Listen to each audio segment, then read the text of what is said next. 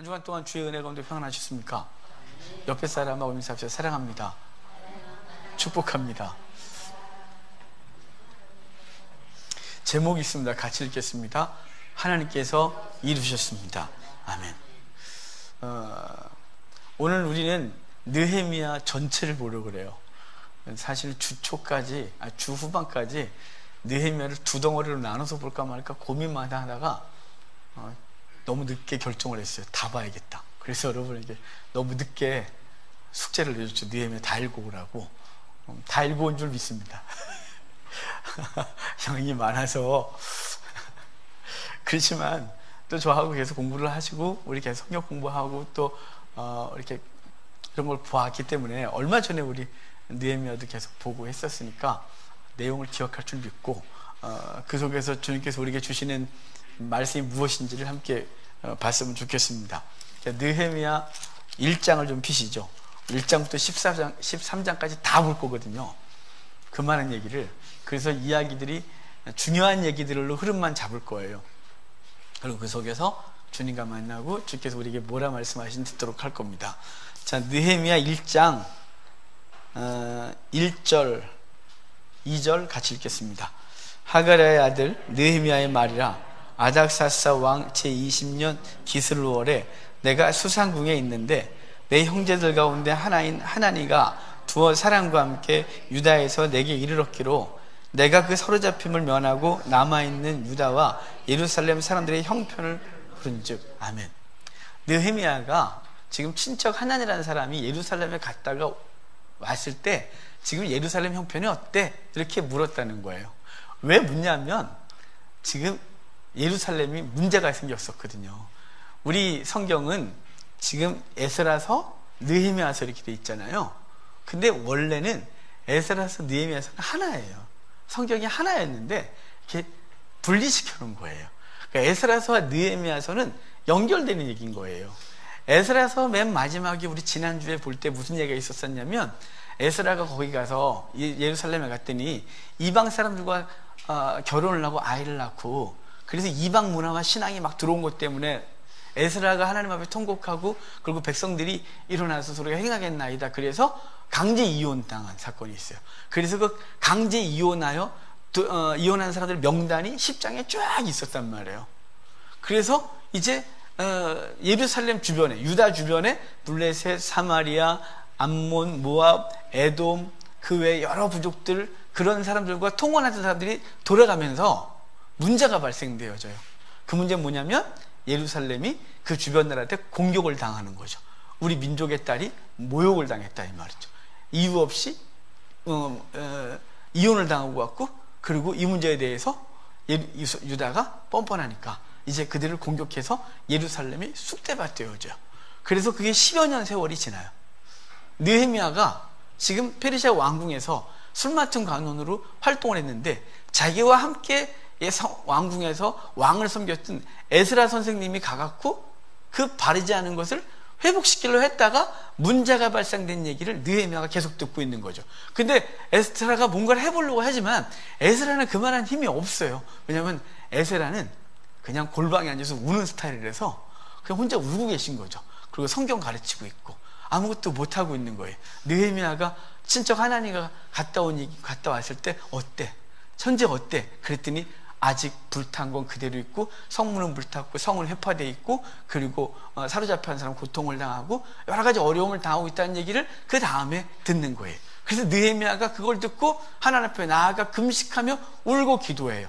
하나님 앞에 민족의 주를 회개하고 그리고 주 앞에 약속을 기억해달라 그래요. 하나님, 우리가 잘못했을 때 그 백성이 그곳에서 회개하면 주께서 돌아오게 하시고 그리고 그 백성을 보호하시겠다고 했는데 왜 이러냐 이 말이에요. 왜예요? 여러분 그러지 않아요? 하나님 말씀으로 살면 하나님 책임질 거라고 믿고 하나님 말씀대로 결단하고 실행에 옮겼는데 결과가 처참해지는 거예요. 결과가 그렇지 않은 거예요. 결과가 세상에 손해를 당하고 그리고 부끄러움을 당하고 어려움을 겪는 거죠. 그럴 때 사람들은 답답함을 느끼지 않겠어요? 느헤미야도 똑같아요. 느헤미야도 그 상황을 보면서 안타깝게 그동안 계속해서 기도했고 생각하다가 이제 그 소리를 듣는 10여 년 동안 계속 그 비참한 상황에 있는 예루살렘의 소식을 다시 듣고 구체적인 얘기를 듣고 그가 울고 기도하기 시작하는 거예요. 주님 기억하소서. 주님 왜 이러십니까? 주여 우리를 회복시키소서 라는 기도를 하고 있는 거죠. 그래놓고 느헤미야가 이 기도의 결론이 뭐냐면 1장 11절이에요. 같이 읽겠습니다. 주여 구하오니 귀를 기울이사 종의 기도와 주의 이름을 경외하기를 기뻐하는 종들의 기도를 들으시고 오늘 종이 형통하여 이 사람들 앞에서 은혜를 입게 하옵소서 하였나니 그때 내가 왕의 술관원이 되었었느니라. 지금 느헤미야가 기도를 다 마치고 마지막 기도가 뭐냐면 이 사람들에게 은혜를 입게 하옵소서예요. 여기 이 사람들은 누구냐면 자기 느헤미야 본인을 결정지을 사람들, 왕이에요.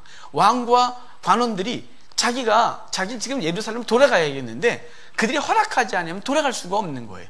그래서 이제 왕에게 나아가서 내가 예루살렘으로 가겠다고 말할 건데 왕과 그리고 높은 지위인 사람들에게 허락을 받고 돌아갈 수 있도록 하여 주십시오라는 기도가 이 사람들에게 은혜를 입게 하옵소서. 여러분 느헤미야의 기도가 우리의 기도의 샘플이 돼야 돼요.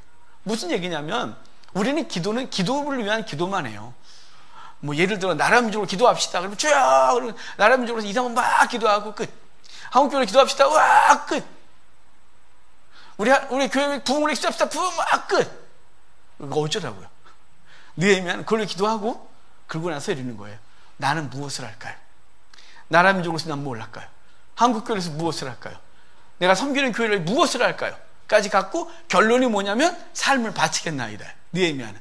그래서 자신이 지금 누리고 있는 모든 그 평안함과 재물과 권세와 이 모든 걸 버려두고 지금 비참한 처지에 빠져있는 예루살렘으로 돌아가 이것을 내가 회복시키겠나이다. 내 삶을 드리겠나이다.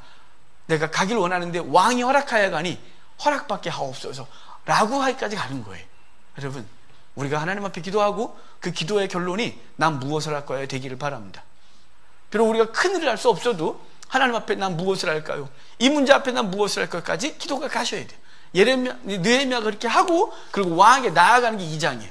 왕에게 나아갔는데 왕이 느헤미야 얼굴을 보니까 여러분 이 기도하고 금식하며 기도했던 그 얼굴이 뽀송뽀송하고 평안하겠어요? 얼굴이 좀 불편하겠죠. 왕이 그래요. 야, 너 병이 없는데? 너 얼굴에 수색이 있다? 이 말은 뭐냐면 너 표정 관리가 왜 이래? 표정 관리 안 된다? 표정이 왜 이래? 이런 뜻이에요.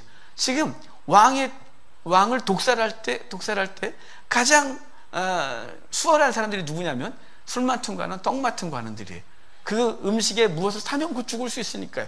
우리 요셉 얘기도 보면 요셉이 감옥에 있을 때 2명의 관원장이 들어오죠. 술 맡은 관원장, 떡 맡은 관원장. 그들이 무슨 짓을 해서 들어왔는지 모르지만 그들이 뭔가 괘씸죄에 걸렸고 오해를 산 거예요. 그래서 나중에 재판에요. 떡 맡은 관원장은 죽고 술 맡은 관원장은 복직되는 일이 벌어졌었어요. 자, 여기도 느헤미야가 왕을 독살할 수 있는 위치에 있는 사람인 거예요. 그래서 표정 관리 잘해야 되는 거죠. 사람을 죽이려고 할 때 얼굴 표정이 이상해질 거니까 너 왜 그래? 라고 했을 때 느헤미야가 알아듣고 왕은 만세수를 하옵소서 라고 말하며 내 열조의 묘실이 회파되었다는 소식을 듣고 마음이 아프대요. 그러니까 왕이 곧바로 이래요. 어떻게 해줄까? 내가 무엇을 도와줄까? 이렇게 말하는 거예요. 자, 지금 느헤미야는 1장 마지막 절에 있었던 느헤미야의 기도에 응답을 받고 있는 거죠. 지금 문제를 얘기했고 그 왕에게 왕이 어떻게 해줄까? 무엇을 해줄까? 라고는 제안을 했고 느헤미야는 그때 잠시 하나님께 묵도하고 왕이여 내게 군사도 재물도 지원해 주셔서 이 일을 회복할 수 있도록 도와달라고 왕에게 요청하게 된 게 2장인데 여기 느헤미야가 잠시 묵도했다 그러잖아요. 여기 느헤미야 기도가 잠시 묵도했는데 느헤미야가 주여 그랬더니 응답했다? 이게 아니에요. 느헤미야 기도가 얼마나 오랫동안 했던 기도인지 한번 볼까요? 1장 1절에 달이 나와요. 거기 1장 1절에 기슬월에 이렇게 말하죠. 느헤미야가 그 얘기를 듣고 기도를 시작한 게 기슬월이에요. 이 기슬월이 태양력으로 하면 11월에서 12월 사이예요. 11월에서 12월 정도. 그 다음에 2장 1절에 보면 니산월이라는 단어가 나와요. 니산월은 태양력으로 하면 3월에서 4월 정도 돼요. 자, 그냥 편하게 11월에서 3월까지라고 합시다. 11월, 12월, 1월, 2월. 최소한 만 4개월 정도의 금식 기도와 하나님 앞에 결단의 기도가 있었던 거예요. 하나님 앞에 어찌하면 좋겠냐고 기도하고, 그리고 그것을 내려놓기까지 얼마나 힘든 시간이 걸렸을까요? 대책은 무엇이며 내가 가겠나이다. 그럼 난 가려면 무엇을 해야 될까? 고민하지 않았겠어요? 그리고 결론 내린 게 4개월인 거예요. 그리고 4개월 동안 한 기도가 잠시 묵던 거예요. 뭐 해줄까? 그랬더니 거기서 잠깐만요, 나 4개월 기도 좀 하고 올게요. 그게 아니라 그동안 기도했던 것에 대하여 주여 라고 하고 왕에게 얘기한 거지. 믿음대로. 그랬더니 왕이 다 허락해주고 기한 정하여 느헤미야가 돌아오게 되는 거예요. 여러분, 주님은 주의 백성들에게 기도를 통하여 일하기로 작정하셨다는 사실을 기억하셔야 돼요. 기도를 통하여 일하는 거예요. 우리의 게으른 영성은 기도를 게을리해요. 뭐 하나님 다 알아서 하시는데, 알아서 하시죠. 하지만 하나님은 그 주의 백성들을 이 무지함, 강팍함, 이 모든 것들 때문에 하나님은 기도를 통하여 일하시는 법칙을 정해놓으신 거예요. 심지어는 주님은 예수님도 이 땅에서 사역을 하실 때 새벽에 기도하시고 저녁에 모든 일정이 끝나면 제자들은 피곤하여 쉴 때 당신은 한적한 곳에 가서 다시 기도하시고, 예수님이 죽으시기 전에 바로 겟세마네 동산에 간절한 기도가 있었고, 사역을 하시기 전에 40일의 금식 기도가 있었어요. 주님도 기도하고 하신 거예요. 요한계시록에 보면 모든 일은 성도들의 기도를 통하여 일이 되어지고 있는 거예요. 여러분, 기도하십시오. 기도하여 하나님의 나라를 이루십시오. 우리 가정에 주의 나라가 세워지길 원합니까? 기도하십시오. 우리 민족교회가 걱정이 됩니까? 우리 민족의 우리 대한민국이 걱정되십니까? 기도하십시오. 우리 지금 한국교회는 기도가 없는 교회가 된 너무 오래됐어요. 기도를 너무 안 해요. 기도를. 그래서 교인들은 많은데 기도를 안 해요. 기도원 가면요, 집회 끝나고 나면, 예전엔 집회 끝나고 기도합시다 막 찬송 막 하고 막 치고 막 기도를 하면 거기서 현장에서 최소한 30-40분은 막 기도를 하다가 기도 끝나면 이제 성경책 들고 다시 기도굴 가서 산에 가서 산을 시끄럽게 하고 막 기도하고 그랬는데, 요즘은 기도원 가서 있으면 집회 끝나면 한 5분이나 10분도 안 돼서 예배당이 텅 비어요. 다 떠났어요. 그냥 기도하러 오긴 왔는데 기도하기는 그렇고 기도가 잘 안 되니까 앉아서 예배 드리고 잠깐 기도하고 커피 마시고 그 기도원들을 돌다가 시간 되면 또 와서 예배 드리고 잠깐 20분 기도하고 터지고, 기도를 안 해요. 요즘 기도 너무 안 해요. 여러분, 주님은 기도를 통해 일하심을 믿으시기를 바랍니다. 느헤미야가 4개월의 기도를 통해 민족의 새로워지는 역사가 10여 년의 고통이 끊어지는 일이 벌어져요. 느헤미야의 결단의 기도인 거예요. 여러분, 기도하십시오. 잠시 묵도가 아닙니다. 하나님, 내가 생각만 해도 다 하셔. 내가 길을 지나가다 기도해도 다 들으시지. 여러분, 하나님은 언제나 그렇게 일하시지 않으세요. 당신의 백성들에게 기도를 통한 시간을 정하고 마음을 드리고 그리고 장소를 정하고 나름 하나님 앞에 기도하는 습관들을 좀 가지시기를 바랍니다. 왜냐하면 우리의 강팍함과 무지 때문에 주님 그런 법을 정해놓으셨음을 아십시오. 기도하게 하셨어요. 느헤미야의 기도를 통한 일이 벌어지죠. 그리고 느헤미야가 돌아와요. 돌아와서 그 야간에 성벽을 돌아보니까 너무 많이 회파되어 있거든요. 그래서 장로들을 불러 모아놓고 성벽 진짜 재건하자 라고 말하고 성벽을 재건하자고 하는데, 그동안 여러 번 해보려고 했지만 주변에 계속 공격하는 것 때문에 할 수가 없었어요. 느헤미야가 이렇게 처방을 내려줘요. 내 집 앞은 내가 각각 자기 집 앞에 있는 문제들을 해결하는 것으로 했고 그들이 오케이 하고 일이 진행되고 있는 거예요. 여러분, 한국교회가 두렵지 않습니까? 이 지금 무너져가는 한국교회와 우리 민족과 그리고 우리 개인의 삶들이 막 무너져가는 게 보이지 않아요? 근데 이 대단한 일을 내가 하리라. 여러분, 그게 아니라 뭐부터 하냐면 자신의 삶부터 챙기십시오. 자신의 삶 속에서 믿음을 지켜나가십시오. 기도하는 시간을 정하십시오. 꼭 예배당 오라는 게 아닙니다. 집에서라도 새벽에 일어나 아무도 안 일어났을 때 거실에 혼자 나와 남자들이 기도하시고, 남편 출근시키고 애들 보내고 나면 여러분들은 집에서 나름 방 한쪽에서 성경 읽고 기도하시고, 바쁘십니까? 퇴근하다가 가까운 교회 가서 잠깐 문 열려있는 교회 가서 기도하시고, 나름 기도의 시간을 정하셔야 됩니다. 그리고 하나님의 말씀을 읽으십시오. 내 삶을 새롭게 하십시오. 내 가정에 무너져 있는 것이 무엇인지 보시고 그 무너져 있는 곳을 하나씩 돌을 쌓아서 올리십시오. 그러면 그 자신의 삶들을 쌓은 사람들을 통하여 하나님의 나라가 다시 세워질 것입니다. 내 집 앞은 내가입니다.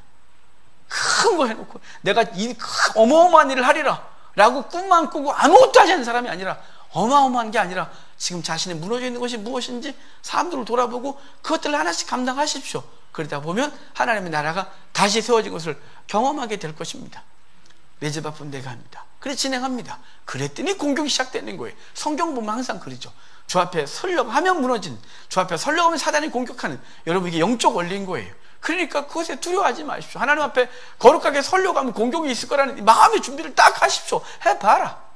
그래, 해봐라 한번 라고 하십시오. 여러분, 사단은 우리를 근본적으로 넘어뜨리지 못합니다. 사단은 제가 표현하기를 묶여있는 쇠파트와 같습니다. 그 줄에 묶여서 으르렁거리고 짖을 뿐 나한테 오지 못합니다.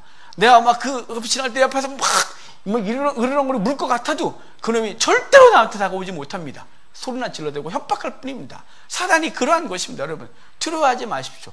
하나님 앞에 거룩한 뜻을 품고 그것을 진행할 때 넘어질까 두려워하지 마시고 그냥 진행하는 것입니다. 이렇게 기초를 놨을 때 이제 문제가 생기기 시작해요. 그 산발락과 도비아라는 사람들이 말로 협박을 합니다. 뭐라 그러냐면, 야, 그 불탄 돌로 성벽을 세우면 여우가 올라가서 뛰어도 무너질 거래요. 정말 그래 보이겠죠. 불탄 돌, 회파된 거, 뭐 흙더미, 그 시꺼먼 거 갖다가 다시 세우면 무너질 것처럼 보일 것이에요. 여러분, 우리가 하나님의 나라를 세운다고요? 우리가 무엇인가를 하겠다고요? 사단의 몸은 얼마나 가서로울까요? 우리 스스로도 이렇게 보이지 않아요? 제가 하나님의 나라를 위해서 매일 기도하고 한국교회 회복을 위해 기도하고 무엇을 할까요? 고민하다가, 주여, 내가 이거 열심히 하고 달리겠나이다. 열심히 성경 연구하고 열심히 가르칠게요. 내가 할 수 있는 게 이거밖에 없는데 열심히 할게요 라고 하지만 저에게 배운 사람이 전국에 얼마나 되겠어요? 그래 봐야 얼마나 되겠어요? 하지만 그 사람들이 하나님 앞에서 이것저것 하나님 말씀을 연구하고 하다 보면 될 거라고 믿고 열심히 감당하는 거예요. 열심히. 여러분, 하나님 앞에서 사단이 참소가 있겠지. 네가 특히 뭘 한다고? 네 유명하긴 하니? 네가 한다고 대단한 일이 벌어지겠어? 네가 교회 가서 기도 좀 한다고 대단한 일이 벌어질까? 여러분, 그런 것에 귀 기울이지 말고 하나님 앞에서 묵묵하게 자신에게 주어진 삶들을 감당하십시오. 그러다 보면 하나님 나라가 회복될 것이에요. 말의 유혹에 넘어가지 마셔야 돼요. 사단의 참소에 넘어가지 마셔야 돼요. 나 같은 것이 무엇 할 수 있을까? 요거 좀 한다고 대단한 게 벌어질까? 그러지 마십시오. 그거 하나를 통하여 주께서 일을 하실 거니까요. 그렇게 하고 그것도 안 되니까 이제 그들이 물리적 공격을 하고, 물리적 공격을 할 때 느헤미야는 주저하지 않고 백성들에게 한 손에는 칼을, 한 손에는 연장을 들고 일하라고 합니다. 그렇게 일이 진행되어지고 그런 과정 가운데 내부적인 문제가 생겨요. 내부적인 문제가 뭐냐면, 이 예루살렘으로 돌아와갖고 지금 느헤미야가 돌아왔을 때까지가 거의 80여 년 시간이 되네요. 그 기간 동안 이스라엘 백성들이 이 사회가 부패해요. 빈부격차가 너무 커져요. 그래서 지금 하나님 말씀을 어기고 막 살아가는 거죠. 그러면서 뭐 하냐면, 이자 받지 말라는데 이자 받고, 히브리인 노예는 6년 부르고 7년 동안 놓아줘야 되는데 놓아주지 않고, 이게 엉망이 된 거예요. 그러니까 성벽 재건하자 그러는데 몇몇 사람들이 불평을 하고 있는 거죠. 뭐냐면, 나 지금 성벽 건축할 일이 그럴 때 마음을 줄 수가 없는 거. 오늘 나가서 일당 벌어서 이자 갚아야 내 아들 노예로 끌려가지 않는데요. 느헤미야 그거라고 놀래갖고 이 기득권층을 다 불러서 이렇게 말해. 이 나쁜 놈들아, 성경 몰라? 성경이 뭐라 그랬어? 이자 받지 말랬지. 히브리 노예는 6년 부르고 7년째 놓아주라 했지. 나 봐, 내가 총독의 녹봉을 하나도 받지 않고 다 여기다 두고 있어. 사실은 느헤미야는 예루살렘에 12년을 머물러요. 12년 동안 자신이 받을 모든 그 재물과 이런 것들을 다 예루살렘에 쏟아부어요. 그것만 했을까요? 성경은 말하지 않지만 그가 갖고 있는 많은 것들을 예루살렘 회복을 위하여 쏟아부었을 거예요. 느헤미야가 그런 거예요. 나 그런 걸 못 봤어? 너네 뭐 하는 거야? 그랬더니 그러면서 너네 돌려주고 탕감해주고 그리고 노예를 해방시키라고 하니까 그들이 감동받고 예 라고 하고 실행을 해요. 그래서 원금 탕감해주고 이자 100분의 1 받던 거 돌려주고 히브리 노예 해방시켜줘요. 얼마나 놀라운 일이 벌어졌을까요? 여러분, 100분의 1이 얼마냐면, 이자 100분의 1이란 100만 원 빌려주고 하루에 10,000원 받는 거예요. 이자를. 한 달이면 30만 원이에요, 이자가.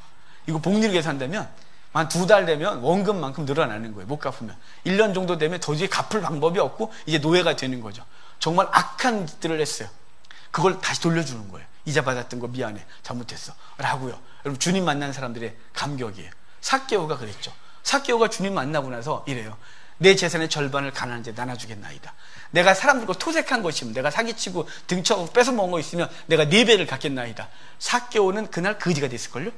왜냐하면 세리장 삭개오, 그 삭개오가 부자가 되려면 뒤통수 쳤어야 되는 거죠. 사기 쳤어야 됐던 거예요. 토색했던 거예요. 착취했던 거예요. 로마한테 줄 거 다 주고 나서 자기는 부자가 됐으니까 얼마나 나쁜 짓 많이 했겠어요. 그가 주님 만나고 나서 내가 다 버리겠나이다. 정말 이 기쁨의 감격이 벌어지는 게 바로 이 5장에서 벌어진 사건이에요. 그러고 나니까 예루살렘이 흥분돼요.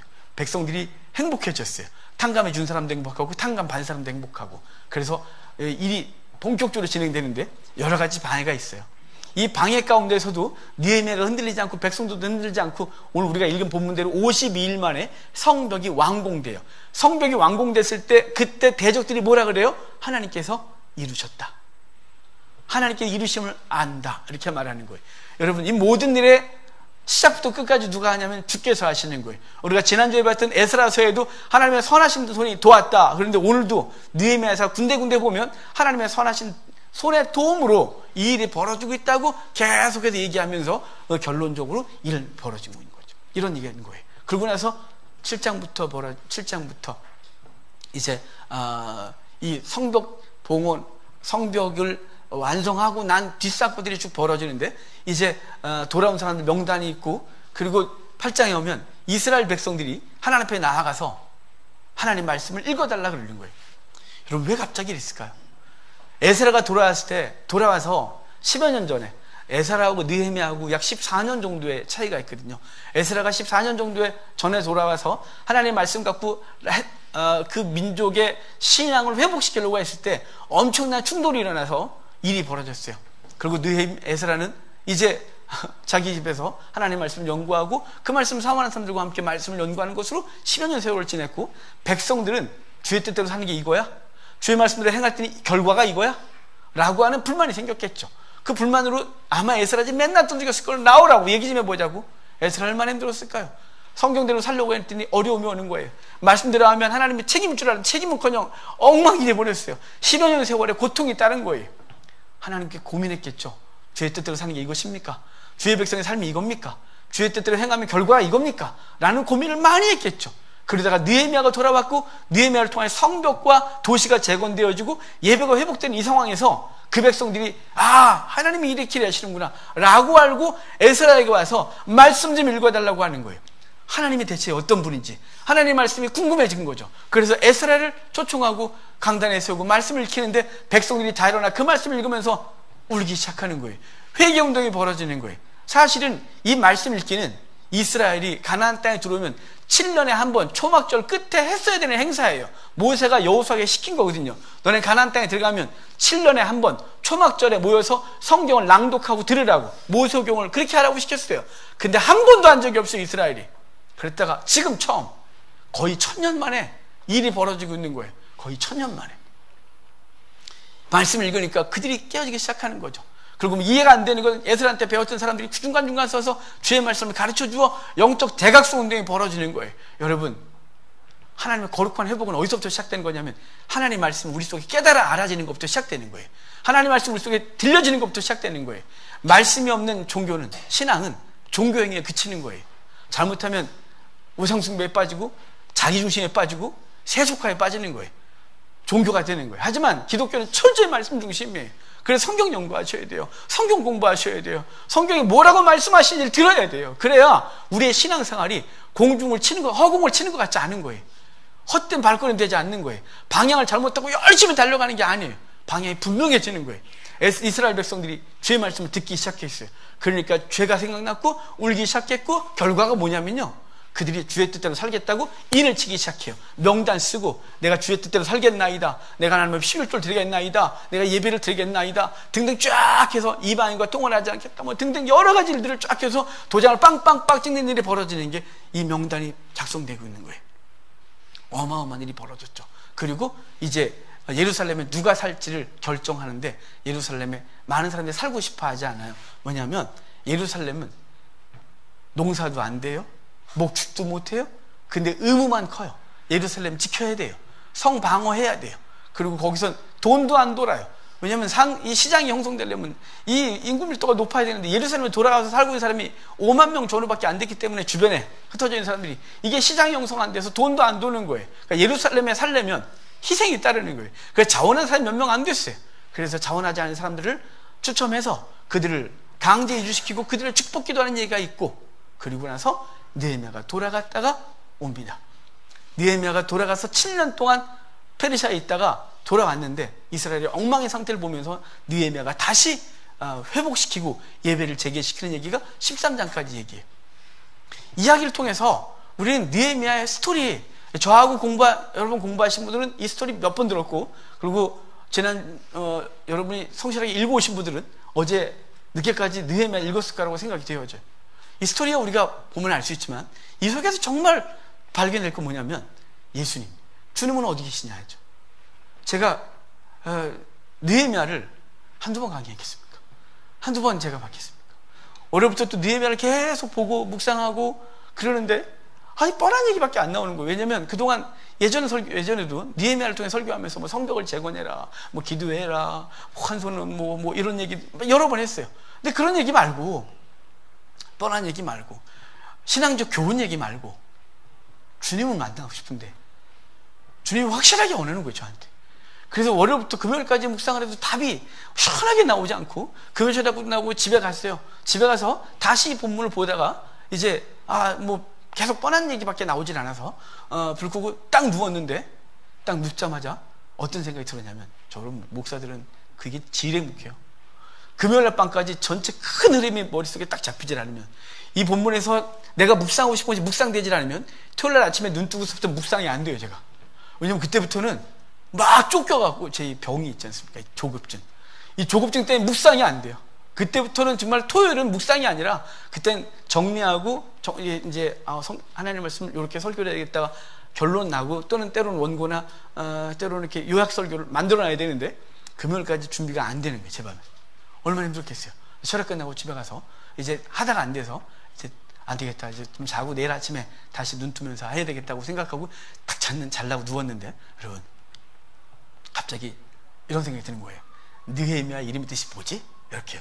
제가 하나님의 이름을 통해서 많은 얘기를 한다고 해서 성경에 수많은 사람들의 이름을 다 알고 그 사람들의 이름의 뜻이 뭔지 어떻게 일하셨는지 봤었는데, 제가 그동안 느헤미야 이름의 뜻이 무엇인지 한 번도 궁금해 본 적이 없다는 게 저한테도 충격이었어요. 뭐지? 내가 느헤미야 이름의 뜻을 모르네? 그래갖고 이제 살짝 제 핸드폰에 이제 원어 사전이 있거든요. 원어 사전을 뒤져갖고 보니까 제가 정말 그거 발견하고 1시간여 동안 잠을 못 잤어요. 왜냐면 저희 집사람들한테 불 켜면 또 잠 깨잖아요. 그러니까 그때부터는 어떻게 할 줄도 모르겠고, 이거 뭐 저희 집이 워낙 좁으니까 거실도 아들놈이 자지, 뭐 갈 데도 없고 이제 침대에서 혼자 이거 흥분을 가라앉히고 자야 되겠는데, 그 뜻이 너무 놀라웠어요. 되게 궁금하죠. 뭔데 저래 자꾸만. 알려드릴게요. 느헤미야의 뜻이 뭐냐면 여호와께서 위로하셨다는 뜻이에요. 여호와의 위로, 그러니까 느헤미야. 여러분 그게 뭐 대단해? 라고 생각할지 모르겠지만, 여러분 제게 여호와의 위로라는 말 때문에 그냥 뻥 뚫려버렸어요. 느헤미야를 통하여 묵상하고 싶었던 얘기가 뻥 뚫렸어요. 여러분 여호와의 위로, 그건 누군지 아십니까? 예수 그리스도예요.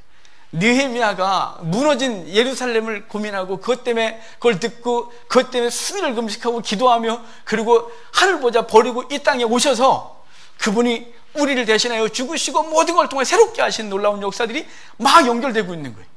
자, 느헤미야를 통해서 같이 다시 볼까요? 느헤미야는 지금 예루살렘의 형편에 관심을 갖고 있는 거죠. 어떤지 하나님께서 그 백성들을 향한 관심을 갖고 있는 거예요. 그 백성을 계속 지켜보고 있거든요. 여러분 아담을 창조하신 하나님은 아담이 범죄하고 나서 버린 적이 없으세요. 포기하지 않으신 하나님의 사랑이 이 인류에게 있어요. 아담이 범죄하고 나서 하나님은 계속 지키셨어요. 그들을 비록 내쫓아서 화형고물도 못 들어오게 했지만 그 백성들을 향하여 끊임없이 여인의 후손을 약속하셨으니까, 가인과 아벨 사건에서 다시 아벨을 죽고 해서 셋의 후손들을 쭉 보다가 그들이 무너지니까 다시 노아를 통해 그 백성이 무너지니까 아브라함을 선택하시고 계속해서 하나님은 그 백성을 지키시고 보호하시는 놀라운 은혜가 있는 거예요. 그리고 결국은 위로자를 보내는 거예요. 여호와의 위로, 예수 그리스도인 거죠. 우리에게 가장 근본적인 위로는 돈? 가장 강력한 위로가 재물? 돈이나 위로, 재물이랑 똑같네요. 건강? 성공? 자식이 좋은 대학 가는 거? 그게 가장 큰 위로입니까? 여러분 이 땅은 반드시 무너져요. 아무것도 아닌 것이에요. 살아보면 별게 없잖아요. 이미 다 경험하셨잖아요. 뭐 대단한 대학을 나와야 별게 있는 것도 아니고, 뭐 돈이 아무리 많아도 먹는 거 똑같고, 입는 거 비슷하고, 누는 거 비슷하고, 다 근본적인 위로가 아니에요. 근본적인 성도 위로는 예수 그리스도예요. 그분과 그분이 주신 구원의 은혜가 가장 강력한 위로인 거예요. 여호와의 위로, 그분이 오시는 거죠. 그래서 그분이 이 땅에 오셔서 우리를 회복시키는 놀라운 은혜가 있는데 그분이 우리를 지키시고 보호하시는 거예요. 여러분, 주님께서 우리를 지켜보고 계시고 믿으시길 바랍니다. 여호와 일의 사건을 아시죠?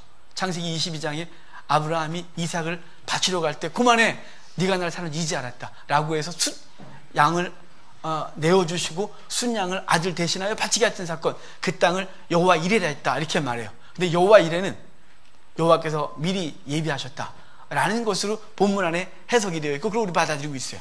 하지만 그 뜻이 원어를 그냥 직역을 하면 전혀 다른 뜻이에요. 여호와 이레는 히브리어로 하면 여호와 라 그래요. 라가 뭐냐면 히브리어로 라 그러면 주시하여보다, 주목하다 이런 뜻이에요.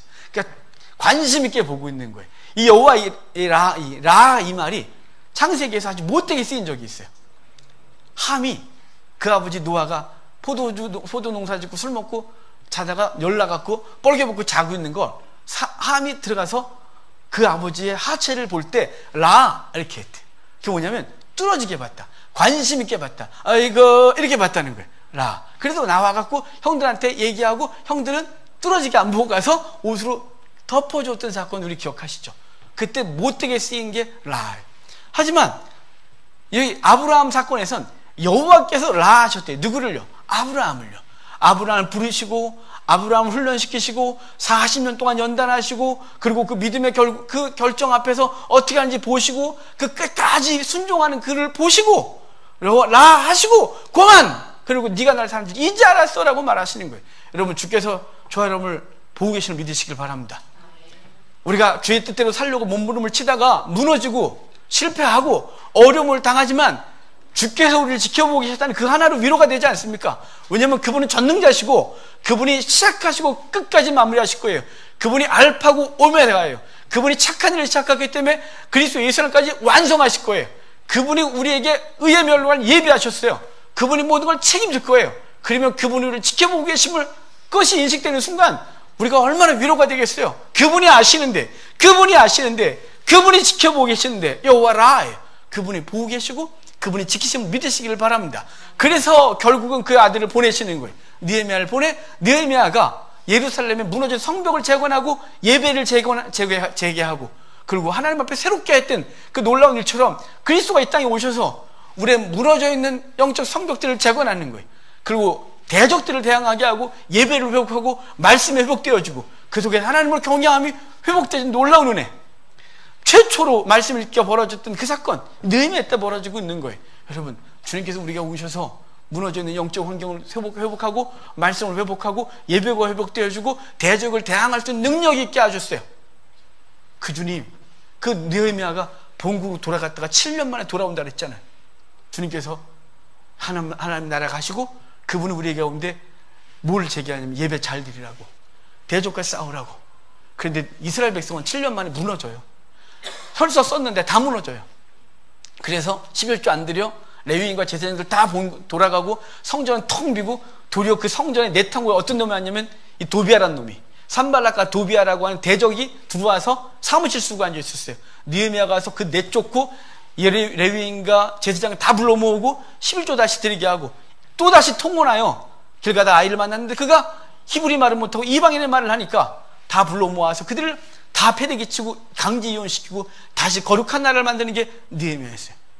주님께서 다시 오세요. 반드시 다시 오셔서 이 땅을 심판하실 거예요. 당신의 백성들을 회복하고 그 영원한 나라를 회복할 거예요. 대적들을 물리치시고. 느헤미야는 바로 예수 그리스도의 오심, 그분의 위로, 아버지가 우리를 향한 위로, 하나님께서 이 백성을 향한 위로가 누구냐? 그리스도를 분명히 보여주고 그분이 우리 가운데 새로운 환경들을 만들어 놓으시죠. 영적 환경들을. 주님께서 오실 때까지 믿음 지키셔야 돼요. 그리스도가 오실 때까지 우리가 대적과 싸워야 하는 것이, 그 타협하고 다시 무너지면 안 되는 거예요. 그분이 세워놓으신 그 예배와 그리고 우리 속에 심어놓으신 하나님의 말씀과 그리고 대적과 대항하는 그 모든 것에서 다시 무너지고 타협하고 세상으로 돌아가는 자들이 아니라 주님 오실 때까지 믿음 지키고 그분 오실 때 잘했다 하는 성도들이 되어야 되겠죠. 이 모든 걸 누가 하신다고요? 하나님께서 이루셨다고요. 하나님께서 이루시는 거예요. 이미 이뤘고 이겼고 그 이길 싸움을 우리는 싸우고 있는 거예요. 주님께서 요한복음 14장, 15장, 16장에 성령에 대한 얘기를 하시다가 성령의 마지막 얘기가 뭐냐면 담대하라 내가 세상을 이겼느니라. 16장 맨 마지막 절이. 여러분, 주께서 우리와 함께 우리 안에 거하시고 우리에게 모든 걸 회복시켜 주셨어요. 근데 이 회복시킨 것과 대적과 싸워야 하다고, 대적은 끊임없이 성도의 삶을 무너뜨리기 위하여 공격할 것인데, 그때 여러분 담대하십시오. 두려워하지 마십시오. 죄의 뜻대로 살다가 무너질까 두려워하지 마시고, 이러다가 큰일 나는데 큰일 날 거 없습니다. 여러분, 아무것도 없습니다. 이 세상까지 다 무너져도 우리 영혼이 하나님 앞에 바로 서면 그것이 족한 것 아니겠습니까? 주님 분명히 말씀하셨습니다. 너희들의 육신만 죽이고 영혼은 죽이지 못하는 사단을 두려워하지 말라고, 세상도 두려워하지 말라고. 도리어 우리가 두려워할 존재가 누구냐면 우리 육신과 영혼까지도 죽이는 그 하나님을 두려워하고 그분을 경외함으로 오늘날 우리 믿음을 지키고 살아야 하는 것입니다. 오늘 손 집사님 아까 기도하면서 마라나타 주 예수여 어서 오시옵소서라고 했습니다. 여러분, 주님 오실 때까지 우리에게 주어진 믿음의 싸움을 열심히 달려갑시다. 알아주지 않아도, 세상에 손해가 좀 있어도, 어려움을 겪어도 그것 때문에 다시 넘어지고 세상으로 돌아가는 자가 아니라 기꺼이 그 모든 걸 감당하고 주님 오실 때까지 우리의 믿음을 지키는 귀한 성도들 되기를 주의 이름으로 축복합니다.